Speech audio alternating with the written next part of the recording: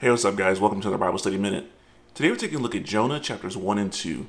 Now, Jonah is a prophet of the Lord who was in the kingdom of Israel during the time of Jeroboam II. And as we know, all of the kings in Israel were evil kings. None of them served the Lord. And so Jonah was a prophet during this time, and it was a pretty prosperous time for Israel. They were able to expand their territory and capture some of Syria and just do some pretty great things during that time. But nevertheless, this is where Jonah was.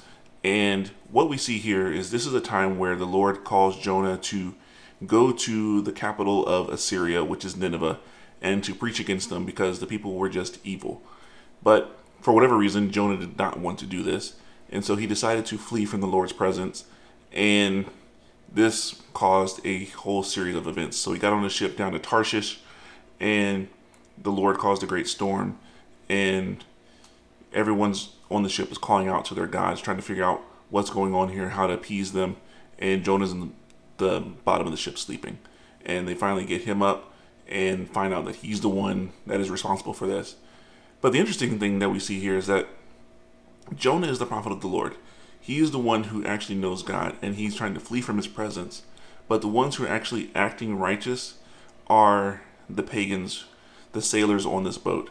They're doing everything that they can to save Jonah's life. They're trying to row as hard as they can against the storm so that they don't have to throw him overboard. And then even when they finally relent and know that they have to do this, they're still begging for God's mercy that he doesn't hold it against them for shedding innocent blood. And then, of course, we see Jonah's prayer once he's thrown overboard and swallowed by the fish and is there for 3 days and 3 nights and just crying out to God and finally saying that salvation belongs to the Lord and he's going to fulfill his vow. And the Lord hears and answers this prayer. But I want to focus on the sailors and Jonah, because really that's what stands out the most. Is it's a hard thing when unbelievers are acting more righteous and godly than a person who knows and follows the Lord. So we need to keep that in mind in knowing that when we rebel against the Lord, we cannot flee from his presence. There's nowhere we can go to hide from him. And as a result of that, we need to recognize that when we do walk in sin and rebellion, it has consequences. And those consequences don't just affect us, but they affect others. And we need to be people who are walking righteously before the Lord.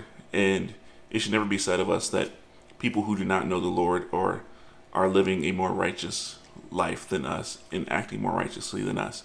So that's what I want to leave you with as you take a look at Jonah. And then we'll take a look at the rest of what happens in this story tomorrow as we finish up Jonah. So that's all I have for now. Until next time, grace and peace.